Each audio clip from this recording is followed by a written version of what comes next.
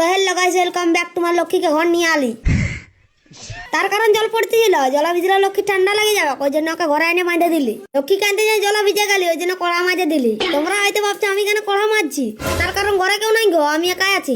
তোমরা হয়তো বলবে তোর সঙ্গে তো ক্যাপ্টেন আছে। আমি বলতে চাইছি যে আমার ঘরের লোক কেউ নাই গে, ক্যাপ্টেন তো আমার সব সময় থাকে। তারপর কড়া মাজা হয়ে গেল, ক্যাপ্টেনে মেঘের জলে দিয়ে দিতেছিল। আমি তো মেঘের জলে দিই না, কুমার শালা দিয়ে আসবি যা। তখন ও কড়া দেখা নিয়ে কুমার শাল চলে গেল। আমি আগুন ধরাতে ছিলি, ক্যাপ্টেন কড়া ধুয়ে চলে আইলো। ক্যাপ্টেন কাঠ ভাঙতে ছিল, আমাকে লাইঠান দিল।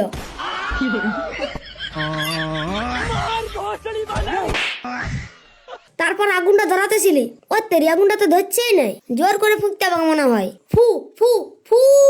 হ্যাঁ ধরে গেছে। আগুনটা ধরালি, বাদাম আনতে চলে গেলি, বাদাম নিয়ে চলে আলি, কড়া চাপান দিলি। তারপর বাদাম গিলাকে কড়া দিয়ে দিলি, 1 2 3 4। ও অনেক হয়ে গেছে, কড়া ভরে গেছে। আর আজকে সব খাই ফুরন দিলে হবে, আর অন্যদিন জল পড়লে কি খাবো, ওই জন্য 1 2 রেখে দিলি। তারপর বাদাম গিলা আটু বাটু বাজে খড়ং খচং খচং। তারপর 1 পিস মাল বাড়ি কাইনে গেলি, ভাজান চানো নাই না, দেখছি ভাজাই না, তখন আগুন দেখতে লাগে গেলি। তারপর দেখছি পুরা পুরা গন্ধ করছে, ওই জন্য আটু বাটু লাইডে নাম কান দিলি। তারপর বাদাম গিলাকে বাটিতে ঢালেলি, খামার কাছে চলে আলি। ও তেরি, আমাদের বাদাম ভাজা হলো আর জলও ছাড়াই গেল। আমি ভাবতেছিলি আমি জলে জলে বাদাম ভাজা খাবো, কত মজা লাগতো, না জলটাই ছাড়াই গেল। আজকে আর আমি খেলা বাজাবো না, না তো সেদিনের মতো লুট করে নিবে।